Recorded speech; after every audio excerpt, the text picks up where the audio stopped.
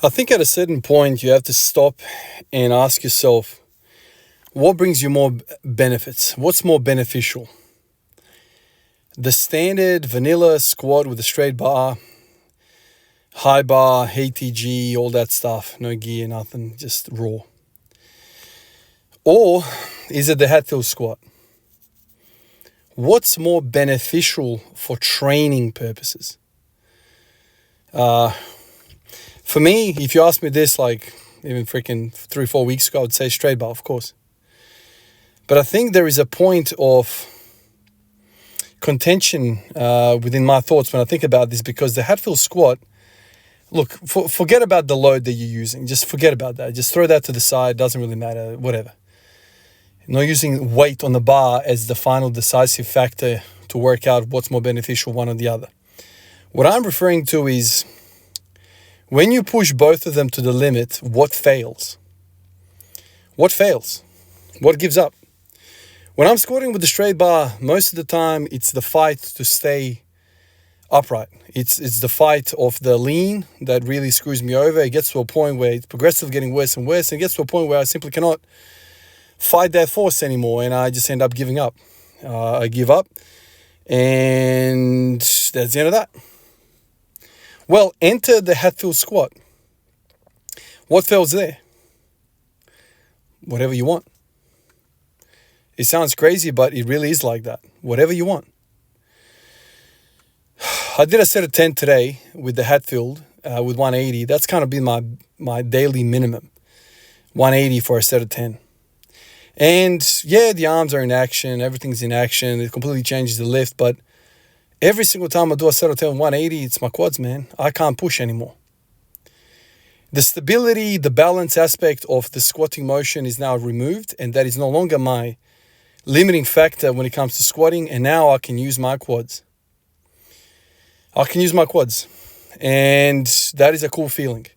Not to diminish the responsibility that core and those muscles involved in keeping you upright, not to diminish their role in squatting, by any means. Is just I feel like when you're squatting, you don't want to be hitting the lower back every single damn time that you're training.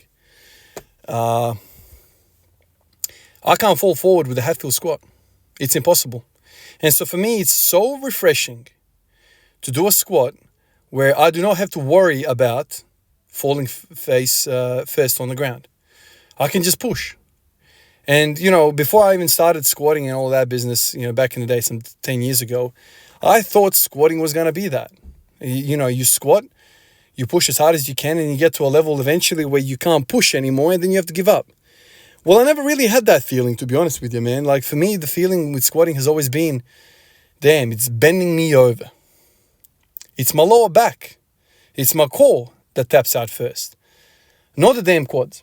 And this is why I've made many, many videos where I've, spoken about this feeling that I had, that for me, at least, squatting has never been about quads. Quads is not what fails me, man. It's some other crap. And a lot of times when you're dealing with, heavy-ass weight, you don't even feel your lower back or your core fail. It just fails. You haven't even reached the metabolic stress level of it, so you don't feel a burn. You just feel failure. Your form degrades so much that it becomes a joke. You have to give up. You have to bail. With the Hatfield squat, it's like a straight up band-aid to that problem. You ain't falling forward, that's for damn sure. You're not falling backwards, that's for damn sure. The only way you're going to fall is straight down. And that's because your quads can't take you there. So because your arms are out front grabbing the bar, you can't go forward, you can't go backward.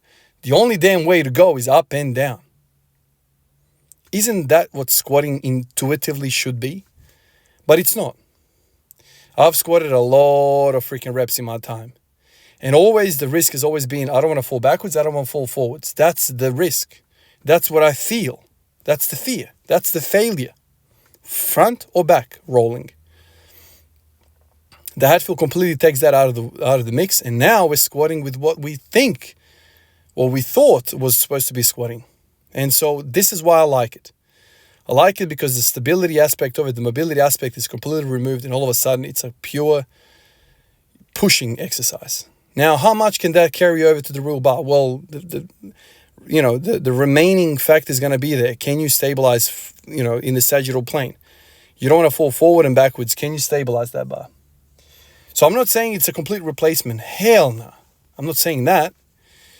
But for somebody that has been dealing with the other stuff so long, I think it's a really nice way to inject some variation into your life where you don't have to worry about falling face first to the ground.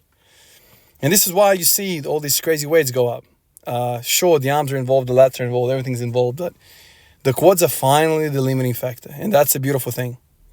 That is a beautiful thing. And because it's very related to the actual movement, I think it's better than the leg press. I think it's better than even the belt squat. I think it's better than the hack squat, all of those variations, because this thing is actually the weight's on your back and you're moving through it. The belt squat is kind of like this, exactly like the Hatfield squat, except the weight's on your belt. So you can even further dilute the movement to just the quads. So your lower back has got no play to it. I've just done a set of 180 and I do feel my lower back, I must admit. I'm tired from yesterday. I'm tired for freaking hitting 180 every day now for a set of 10. But the number one feeling that I have is my quads. I just think it's cool. I think it's a cool variation. It doesn't really matter about the PRs and whatever. I think this should really be done for high reps. That's where it should be. So I'm not doing anything lower than 5 on it. It just defeats the purpose of it. I guess you could, but whatever. Like, that's where I'm at right now mentally. So I'll just continue to do that. Do a nice little rotation to it. I want to hit 180 for a set of 20, but I can't even make it with the Hatfield squat, let alone with the straight bar. My quads are failing me. So at least, let's just say it like this. When I get to a Hatfield squat, 180 kilos for a set of 20, then I can start imagining what it's like to do it with the straight bar. At least the quads can take the journey. And I can say that if I do the Hatfield squat for 180 times 20. But until I can do that, I can 100% sure know that my quads are not ready for that. And once I get the 180 for 20 with the Hatfield, then I go to the straight bar, I'm going to know the quads are ready, but clearly the back and the core is not going to be ready because I've been helping myself with the Hatfield. But at least you check one box off, you know what I mean? And you go from there. Like always, my guys, I appreciate you, and I will catch you in the next one. Peace out.